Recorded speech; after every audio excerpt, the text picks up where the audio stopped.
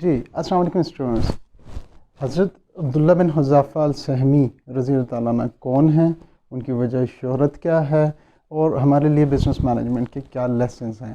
تو حضرت عبداللہ بن حذافہ السہمی ایک بہت ہی جلیل القدر صحابی ہیں، اور ان کی وجہ شہرت یہ ہے کہ آپ نے اس ٹائم کی دو سپر پاورز تھیں، ایک روم تھا اور ایک فارس تھے، اور ان دونوں کے جو بادشاہ تھے ان کے ساتھ ان کی ملاقات ہوئی ہے. اور ان کو کیونکہ بزنس کمیونیکیشن ہم اگر اس پرسپیکٹو سے دیکھیں تو ہم دیکھیں گے کہ حضرت عبداللہ بن حذافہ رضی اللہ تعالیٰ عنہ کی کتنی بزنس کمیونیکیشن تھی یا کتنی انڈرسٹینڈنگ تھی، اور دوسرا اس زمانے میں ان بادشاہوں سے ملنا کتنا خطرناک ثابت ہو سکتا تھا. تو ایکچولی ہوا یہ کہ سن 6 ہجری کو آپ صلی اللہ علیہ وسلم نے پوری دنیا کے اندر تبلیغ کے لیے مختلف جگہ پر پیغام رساں بھیجے. اس میں آپ نے سن 6 ہجری کو تمام صحابہ کو اکٹھا کر کے اللہ کی وعظ و نصیحت سنا کے، اور پھر ان سے کہا کہ دیکھو پہلے والی قوموں کی طرح نہیں ہونا جنہوں نے اپنی انبیاء کو چھوڑ دیا تھا. سو بیسیکلی آپ صلی اللہ علیہ وسلم کی زندگی کے اندر بہت تھوڑا ٹائم ہے جو کہ نبوت کے بعد آپ کے پاس تھا، تو آپ کا مشن بہت بڑا تھا، تو اپنا پیغام پوری دنیا میں آپ نے پہنچانا تھا. اب اس پرسپیکٹو سے دیکھیں کہ عرب کے اندر ایک چھوٹا سا ایک فرض کریں چھوٹی سی ایک ریولیوشن آ رہی ہے، اور آپ ایک مشن بھیج رہے ہیں، اور اس ٹائم کے سپر پاورز کو، فارس اور روم جو تھی سپر پاورز تھیں اس ٹائم. تو جب تھوڑی دو طاقتیں برابر ہوتی ہیں پھر تو جو بندہ پیغام لے کے آتا ہے اس کے ساتھ تو کوئی اچھا معاملہ کر لیتے ہیں، لیکن جب اب ایک بہت ہی چھوٹی سی کسی قبیلے سے یا ایک چھوٹے سے علاقے سے ایک پیغام جائے گا تو آپ سمجھ سکتے ہیں کہ بادشاہ ان کے قاصدوں کے ساتھ کیا کرنے والا ہے. سو اینی ویز جی، حضرت عبداللہ بن حذافہ رضی اللہ تعالیٰ عنہ کو تعینات کیا گیا حضور پاک صلی اللہ علیہ وسلم کا پیغام لے کے کہ فارس کے بادشاہ کے پاس جائیں، اور اس کو جا کر خسرو پرویز اس کا نام تھا، اس کو جا کر دین کی دعوت دیں. اب یہ بہت ہی ایک خطرناک مشن ہے، ٹھیک ہے جی. سیکنڈلی آپ دیکھیں کہ حضرت عبداللہ بن حذافہ رضی اللہ تعالیٰ عنہ کی جسامت کے بارے میں جو یہ میرے پاس بک پڑھی ہے صحابہ کرام کے درخشاں پہلو، تو اس کے اندر جس طرح انہوں نے ان کی جسامت کے بارے میں ایکسپلین کیا، تو میں چاہ رہا ہوں کہ آپ اسی طرح اس چیز کو سمجھیں. اب انہوں نے لکھا آپ کا سر بڑا اور جسم گھٹا ہوا تھا، ٹھیک ہے، اور اوپر انہوں نے ایک معمولی چادر زیب تن کی ہوئی تھی. تو آپ امیجن کریں کہ اگر آپ کو کسی جگہ بھیجا جائے یا کل پریزیڈنٹ آف پاکستان آپ کو انوائٹ کریں اور آپ ان سے ملنے کے لیے جائیں، تو یہ فرض کریں ایک ہفتے کے بعد آپ کو انوائٹ کریں، تو ایک ہفتے میں آپ لائک 6 دن تک کم از کم یہی سوچتے رہیں میں کون سا ڈریس پہنوں، میں کیسا کروں، میں شیو کروں، یا میں کس طرح تیار ہو کے جاؤں کہ اگلا کیا سوچے گا. تو یہ ہمارے اندر احساس کمتریاں ہیں جو تھرو میڈیا اور تھرو سوشل انوائرمنٹ کریٹ ہو گئی ہیں. اب اللہ کے نبی کے اور صحابہ کرام کے اندر یہ احساس کمتریاں نہیں تھے، ان کے اندر اتنا سیلف کانفیڈنس اللہ کے نبی نے پیدا کیا تھا کہ ان چیزوں کو نہیں سوچ رہے تھے. اگر حضرت عبداللہ بن حذافہ رضی اللہ عنہ دیکھتے کہ یار میرا اتنا بڑا سر ہے اور میں چھوٹا سا اس طرح کا بے ڈول سا جسم تھا ان کا گھٹا ہوا، اور اوپر کپڑے بھی اتنے شاہی نہیں ہیں، تو آپ سوچیں کہ جب ایران میں یہ میسج پہنچا تھا تو وہاں پہ انہوں نے تیاریاں کرنی شروع کر لی تھی کہ عرب سے ایک قاصد آ رہا ہے، اور انہوں نے اپنی بیسٹ جو ان کے قالین تھے اور بیسٹ، کیونکہ آپ اسی طرح بیسیکلی ایک دوسرے کو مرغوب کرتے ہیں نا. تو بزنس کمیونیکیشن کا ایک تو یہ دیکھ لیں کہ حضرت عبداللہ بن حذافہ رضی اللہ عنہ سہمی کی جو ہیں ان کا سیلف کانفیڈنس چیک کریں، اور یہ سیلف کانفیڈنس کیوں آیا، ایمان کی وجہ سے آیا. تو جب وہاں پہ گئے پہلے اپنے بچوں کے ساتھ ملنے گئے، کیونکہ آبویسلی یہ بہت ہی خطرناک مشن تھا جس میں آپ جائیں گے تو وہاں پہ آپ کو قتل کر دیا جائے گا. بچوں سے ملے، پھر گھوڑے پہ یا جو بھی سواری انہوں نے اختیار کی، جب فارس میں پہنچے تو اب ان لوگوں کے پاس آپ یہ بھی ذہن میں رکھیں تو نہ ان کو شاہی آداب کا طریقہ پتہ تھا، یا ان کو کوئی اس طرح کی ٹریننگز دی گئی تھیں، نہ ان کو ان کی لینگویج سے واقف تھے. ابھی تو جب فارن آفس میں آپ بھیجتے ہیں تو وہ تقریباً ان کے کلچر کو بھی سمجھایا جاتا ہے، وہاں کے آداب، وہاں پہ کیا چیزیں ایکسیپٹیبل ہیں، کیا چیزیں نہیں ہیں، ٹھیک ہے. سو یہ ایک بہت بڑا ایک سمجھ لیں اس حساب سے بھی بہت بڑا چیلنج تھا ان کے لیے، اور اہل زبان بھی نہیں تھے، پرشین بھی نہیں آتی تھی. سو اینی ویز جیسے ہی یہ دربار میں جاتے ہیں حضرت عبداللہ بن سہمی رضی اللہ عنہ، تو وہاں پہ بادشاہ جو ہوتا ہے ان کا بہت بڑا پروٹوکول ہوتا ہے، تو اس نے وہاں سے اشارہ کیا کہ اس سے قاصد سے وہ پیغام لے لے۔ اب ان کو حکم یہ تھا کہ نبی صلی اللہ علیہ وسلم نے فرمایا کہ تم نے یہ کیسے روم کو دینا ہے، اور یہ اتنے سیدھے اور اتنے کانفیڈنٹ اور اتنے ان لوگوں کی پرسنالٹیاں، اب وہ دیکھیں نا حضور پاک صلی اللہ علیہ وسلم کا کیا مدرسہ تھا، کہ کیا وہ کس طرح وہاں سے لوگوں کی گرومنگ ہوتی تھی۔ تو آپ نے کہا نہیں میں اس کو بادشاہ کو، وہ مرغوب نہیں ہوا، وہ اتنے زیادہ ہزاروں فوجی کھڑے ہوں گے وہاں پہ، اور بادشاہ کے پرتقاب اس طرح اور اس کے عمراء وہاں پہ بیٹھے ہوں گے، تو انہوں نے کہا نہیں مجھے حکم ہے کہ میں نے اس کو ہاتھ میں دینا ہے۔ اب وہ اس کی آپس میں نا ایک دکمپیل ہو رہی ہوگی،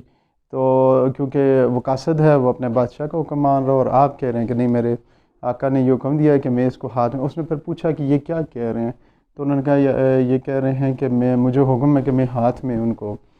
وہ دوں گا پیغام۔ تو الٹیمیٹلی خسرو نے کیا کیا، اس نے کہا اس کو آنے دو اور انہوں نے ہاتھ میں وہ پیغام ریسیو کیا۔ تو آپ ذرا کانفیڈنس چیک کریں، لائک آج کل کیونکہ ہم لوگ زیادہ تر جو ہے نا اتنے اندر سے کھوکھلے ہوتے ہیں کہ ہم باہر پہ بہت زیادہ توجہ دیتے ہیں کہ ہمارے کپڑے کیسے ہیں، لباس کیسا ہے، میں دیکھنے میں کیسا ہوں، میری آنکھیں ٹھیک ہیں کہ نہیں، میرا کلر فیئر ہے کہ نہیں، تو پھر فیئر اینڈ لولی لگا کے، لڑکے فیئر اینڈ ہینڈسم لگا کے پاگل ہوئے ہوتے ہیں، پھر کہتے ہیں یار پھر بھی میرا ناک تھوڑا سا موٹا ہے، پھر بھی میری آنکھیں اندر کی گئی ہوئی ہیں، ٹھیک ہے۔ تو ہم بہت زیادہ انورڈ ڈائریکٹڈ ہو گئے ہیں، ہم آؤٹ ورڈ ڈائریکٹڈ نہیں ہیں۔ تو نبی صلی اللہ علیہ وسلم نے ان کو اندر سے، صحابہ کو اندر سے بالکل پر اعتماد کر دیا تھا، اور ان چیزوں سے وہ قاصر تھے۔ تو جیسے ہی وہ پیغام جو ہے اس نے لیا تو اس پہ پڑھا، تو آپ دیکھیں یہ بھی ایک بزنس کمیونیکیشن کا ایک لیسن ہے۔ نارملی آپ اگلے بندے کو بڑے اچھے الفاظ سے، القابات سے بلا رہے ہیں، اور بزنس کمیونیکیشن کے حساب سے، اور اس ٹائم کی نارمز تھیں، اور یہ پھر سپر پاورز تھیں، تو زیادہ تر خسرو پرویز کے ہی پھر وہاں پہ تعریف ہونی چاہیے۔ تو اس میں جو پیغام تھا وہ آپ صلی اللہ علیہ وسلم کی طرف سے یہ تھا کہ یہ پیغام محمد صلی اللہ علیہ وسلم کی جو کہ اللہ تعالیٰ کے رسول کی جانب سے عظیم فارس کسریٰ کے نام سلامتی کا استحقاق اس کو ہے جو ہدایت کی راہ پر چلا۔ اب یہ پہلا بھی بہت ہی ایک اس کے لیے برداشت کرنا بہت مشکل تھا، کیونکہ وہ تو سپر پاور لاکھوں فوج تھی ان کی، تو وہ برداشت کرنا مشکل تھا کہ نبی صلی اللہ علیہ وسلم ایک چھوٹے سے جزیرے کے اندر سے کوئی بندہ ان کو ایک پیغام دے رہا ہے۔ اور سیکنڈلی جو دوسری آپ اگر اس پہ سوچیں تو اس کائنڈ آف اے تھریٹ، کہ وہ پورا ایک تھریٹ بھی ہے اس کے اندر۔ بزنس کمیونیکیشن میں آپ یہ دیکھیں کہ بہت ہی محتاط اس میں کیا جاتا ہے، لیکن نبی صلی اللہ علیہ وسلم کے کیونکہ ان کا پیغام دینا تھا، ٹو دا پوائنٹ دینا تھا، اور صرف نبوت کے بعد تقریباً 23 سال تک آپ زندہ رہے، تو 23 سال کا عرصہ اتنا شارٹ تھا۔ آپ کا ویژن دیکھیں، پوری دنیا ایک ویژن ہے۔ آپ کا ویژن نہیں تھا کہ میں نے ادھر، آج کل ہمارا ویژن یہ ہوتا ہے کہ میرے بچے، میرا گھر میں، مجھے ایک گھر مل جائے، مجھے 2 گھر مل جائیں، میرے بچوں کے لیے میں 1 دکان کر لوں، میں 5 دکانیں کر لوں، ٹھیک ہے۔ سو صحابہ کرام رضی اللہ عنہ کو جو اللہ کے نبی نے سکھایا، وہ پوری دنیا ان کا ویژن تھا، پوری دنیا کے اوپر۔ اسی وجہ سے دیکھیں وہ تو بخشے تھے، اگر گھروں میں بیٹھ جاتے تو اسلام پوری دنیا میں کیسے آتا۔ تو یہ بھی اس میں ایک لیسن ہے کہ نبی صلی اللہ علیہ وسلم نے ڈائریکٹ اس کو سیکنڈ اس میں کہتے ہیں کہ سلامتی کا استحقاق اس کو ہے جو ہدایت کی راہ پر چلا، یعنی کہ اگر جو اسلام قبول نہیں کرے گا تو اس کے لیے سلامتی نہیں ہے۔ تو اس پہ بھی بڑا اس کو تپ چڑھ گئی، اور اس کو بڑا غصہ آ گیا، اس کی رگیں پھول گئی، اور اس کو غصہ آ گیا، اور اس غصے کی حالت سے اس نے حکم دیا کہ اس کو باہر نکال۔ اب جیسے حضرت عبداللہ بن حذافہ رضی اللہ عنہ کو وہاں سے باہر بھیجا گیا، تو وہ سوچ رہے تھے کہ بس میں نے اپنا کام کر دیا ہے، مجھے جو مشن اللہ کے نبی نے دیا تھا وہ میں نے پہنچا دیا ہے، اب چاہے میرے ساتھ جو بھی ہو۔ تو اب حضرت عبداللہ بن حذافہ رضی اللہ عنہ کہتے ہیں میں نے سواری پکڑی اور چل پڑا۔ اب اس اتنا بادشاہ اتنا پاگل ہوا، آپ امیجن کریں کہ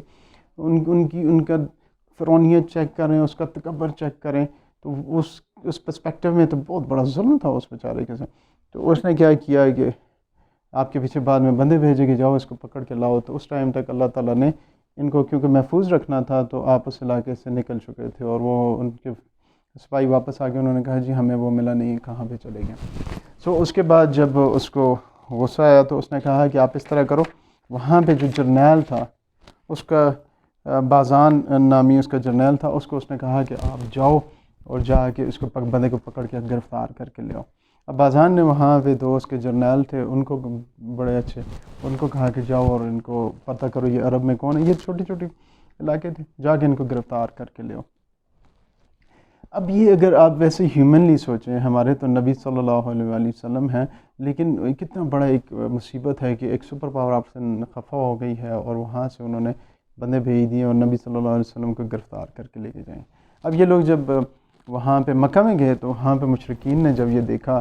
تو ان کو بڑی خوشی ہوئی، انہوں نے کہا چلو اچھا ہے کہ نبی صلی اللہ علیہ وسلم کو یہ گرفتار کر کے لے کے جائیں گے تو ہمارے لیے بھی آسانیاں ہو جائیں گی۔ تو اس طرح وہ جا کے آپ صلی اللہ علیہ وسلم کے پاس آ گئے، انہوں نے فرمایا جی ہمیں یہ حکم ہے کہ ہم آپ کو گرفتار کر کے لے کے جائیں۔ تو انہوں نے کہا بس اچھا آج کی رات رکو، صبح تم سے بات کرتے ہیں۔ جب وہ صبح آئے تو انہوں نے کہا جی اس طرح ہمیں خسرو پرویز کی طرف سے حکم ہے تو آپ کو ہم گرفتار کر کے لے کے جائیں گے۔ تو انہوں نے کہا کہ کون خسرو؟ انہوں نے کہا جی وہ خسرو پرویز، آپ کو نہیں پتہ، فارس کا بہت بڑا بادشاہ۔ انہوں نے کہا نہیں، وہ تو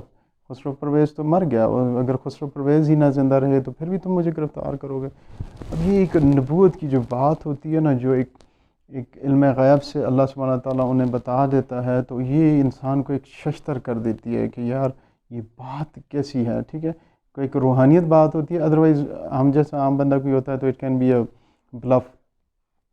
تو خیر وہ تو بہت سپر پاورز تھے تو انہیں پتہ تھا یہ انہوں نے آگے پیچھے بھاگ کے کدھر جانا ہے، لیکن ہوا کیا ہے کہ وہ واپس چلے گئے۔ اب جیسے ہی اس جرنیل کے پاس کے باذان کے پاس، انہوں نے کہا جی وہ تو یہ کہہ رہے ہیں کہ خسرو پرویز اگر زندہ نہ رہا تو ہم آپ پھر بھی وہی کرو گے۔ وہ بڑا حیران ہوا یہ بات سن کے۔ تو اتنے میں ان کو کیا ہوا، اسی کے دوران یا اس کے بعد ان کو خسرو جو پرویز تھا اس کے بیٹے کا خط آ گیا، اور اس نے اس بیٹے کا نام میں آپ کو بتاتا ہوں، شیرویہ اس کا بیٹا تھا۔ اس نے کہا جی میں نے اپنے باپ کو قتل کر دیا ہے، اور میں تم لوگوں جتنے بھی علاقوں کے گورنرز تھے ان سب کو خط لکھا کہ اب تم لوگ میرے تابع ہو جاؤ اور آ کے مجھ سے بیعت کرو، ورنہ میں تمہارے خلاف جنگ کروں گا۔ اب یہ بات جیسے ہی انہوں نے خط پڑھی تو وہ تو حیران ہو گئے، because they knew it at that time کہ کمیونیکیشن کا آج کل کتنا گیپ ہو جاتا ہے، موبائل فونز ہوتے ہوئے ہم ایک دوسرے کو اطلاع نہیں دے سکتے۔ تو 1400 سال پہلے تو ناممکن تھا کہ وہاں پہ مدینہ میں کسی کو یہ خبر پہنچے کہ وہاں پہ خسرو پرویز کو اس کے باپ نے قتل کر دیا۔ یہ جرنیل تھے، ان کے پاس انفارمیشن تھی، تو جیسے ان کو پتہ چلا انہوں نے کہا یہ سچے نبی ہیں، اور اسی طرح ان کو خط کو انہوں نے سائڈ پہ پھینکا اور نبی صلی اللہ علیہ وسلم کے پاس پہنچے اور مسلمان ہو گئے۔ سو حضرت عبداللہ بن حذافہ السہمی رضی اللہ عنہ کا ایک واقعہ تو میں نے آج یہ ذکر کر دیا، دوسرا جو یہ کیسرا روم کے دربار میں پہنچے تھے وہ اس سے بھی بہت زیادہ انٹرسٹنگ ہے، اور اس میں بھی ہمارے لیے بہت سے لیسنز ہیں کہ وہاں پہ ہمارے لیے مینجمنٹ لیسنز ہیں بہت زیادہ۔ اب ان کی اس جو میں قصہ بیان کیا تو حضرت عبداللہ بن حذافہ رضی اللہ عنہ کے بارے میں جو کیسر روم کے اندر جو ان کا کارنامہ ہے اس کے سننے کے بعد حضرت عمر رضی اللہ عنہ نے فرمایا تھا کہ ہم سب پہ لازم ہے کہ اٹھ کے حضرت حذیفہ کا ماتھا چومیں، اور میں اٹھ کے سب سے پہلے انہوں نے خود ماتھا چوما۔ تو وہ جو ایک کارنامہ ہے وہ بہت زبردست کارنامہ ہے کہ کس طرح حضرت عبداللہ بن حذیفہ سہمی نے وہاں سے مسلمانوں کے جتنے یہ یرغمال بنا لیے گئے تھے، پریزنر آف وار تھے، تو کس طرح ان کو یہ محفوظ بچا کے لے کے آ گئے۔ تو یہ بہت ہی انٹرسٹنگ ہے، وہ ہم نیکسٹ اس میں کریں گے، لیکن یہ آج کے جو لیسنز ہیں وہ یہ ہیں کہ نبی صلی اللہ علیہ وسلم کی تربیت کیسی تھی اپنی صحابہ کی، ان کی پرسنالٹی کی چیک کریں کہ کتنے کانفیڈنٹ تھے، سیلف کانفیڈنٹ کتنے زیادہ تھے، اور ایمان کتنا زیادہ تھا کہ موت سے بھی نہیں گھبراتے تھے، میسج کو کتنا انہوں نے سمجھا کہ یہ ایک اچھا دین کا سچا میسج ہے جس کو پہنچنا چاہیے۔ اگر اس کو خط کو ادھر ہی پڑھ لیتا میرے جیسا بندہ تو اس کی ٹانگیں کانپ رہی ہوتی ہیں، وہ کہتا جی میں کس طرح جاؤں، یا تو سیدھی سیدھی موت ہے، ادھر جائیں گے تو بادشاہ نے آگے تلوار کے نیچے رکھ کے مار دینا ہے، کیونکہ جو کمپیٹیبل کنٹریز ہیں وہ تو پھر ایک دوسرے قاصد کا لحاظ کر لیتی ہیں نا، تو جو ایک غریب مسکین سی ہے وہ کیا اس سے بدلے لیتی رہیں گی۔ تو پرانے زمانوں میں کون سا، آج کل کون سا بہت زیادہ انصاف ہے، تو پرانے زمانوں میں کیا ہوگا۔ سو حضرت عبداللہ بن حذیفہ رضی اللہ سہمی کے اللہ تعالیٰ درجات بلند فرمائے، اور آپ کو امید ہے کہ ایک صحابی سے اور انٹروڈکشن ہوا اور آپ نے سیکھا کہ بزنس کمیونیکیشن کے اس زمانے میں کیا پرسپیکٹیوز تھے، اور پھر آپ نے سیکھا کہ پرسنالٹی گرومنگ کے کیا پرسپیکٹیوز ہوتے ہیں، اور آپ نے دیکھا ہوگا کہ نو ڈاؤٹ کہ آپ کے لباس جو آپ زیبتاً کرتے ہیں اس کا ایک امپیکٹ ہوتا ہے، لیکن اگر آپ کی پرسنالٹی ساؤنڈ ہوگی تو وہ سیکنڈ نمبر پہ چلا جائے گا اور فرسٹ پہ آپ کی پرسنالٹی ہے. سو اپنے کمنٹس میں ساتھ شیئر کیجیے گا اپنی جو لرننگ ہوئی ہے، اسی سلسلے کو ہم آگے بھی لے کے چلیں گے اور صحابہ سے بھی ملاقات کریں گے. اپنا بہت خیال رکھیں. Thank you very much. السلام علیکم.